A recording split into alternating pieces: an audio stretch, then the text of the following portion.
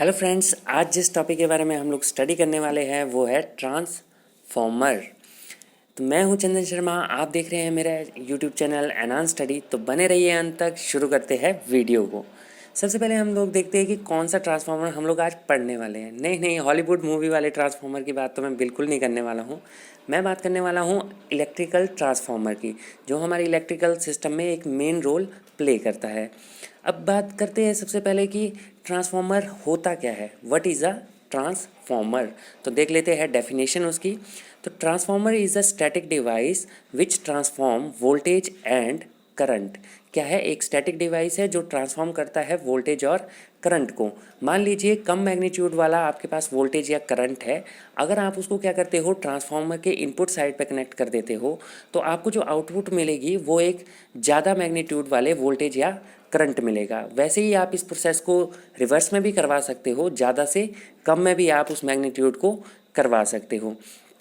अब हम लोग बात करते हैं, नेक्स्ट जो हमारे दिमाग में क्वेश्चन आता है वो क्या है कि हम लोग ट्रांसफॉर्मर जो है वर्क कैसे करता होगा, हाउ ट्रांसफॉर्मर वर्क्स।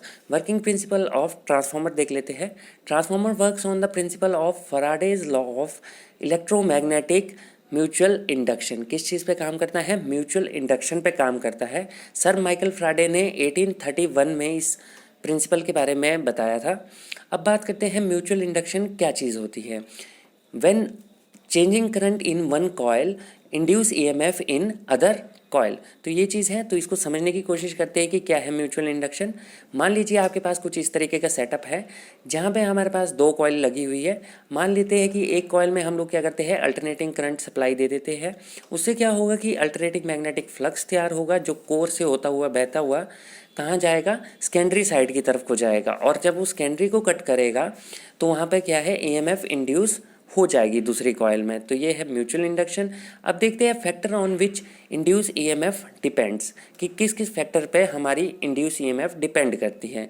तो सबसे पहला जो फैक्टर है हमारे पास वो है number of turn in output side. जो आउटपुट साइड है उसमें नंबर ऑफ टर्न पे डिपेंड करेगी, और साथ ही साथ डिपेंड करेगी हमारे पास amount of changing magnetic flux. अब कुछ इंपॉर्टेंट पॉइंट्स की भी डिस्कस कर लेते हैं कि कौन कौन से इंपॉर्टेंट पॉइंट आज जो हमने पढ़े उसके बारे में। तो सबसे पहला जो इंपॉर्टेंट पॉइंट है, transformer works only on alternating current. तो ये तो हमेशा ही याद रखें कि अल्टरनेटिंग करंट पे ही ट्रांसफॉर्मर काम करेगा, डायरेक्ट करंट पे काम नहीं करेगा। साथ ही साथ अगर हम बात करें, transformer only transform voltage and current, power और फ्रीक्वेंसी पे काम नहीं करता है। तो ट्रांसफॉर्मर सिर्फ करंट और वोल्टेज ही होती है। अगर वीडियो अच्छी लगे हो तो लाइक, शेयर और कमेंट करना ना भूले, और सब्सक्राइब कर दे एनहांस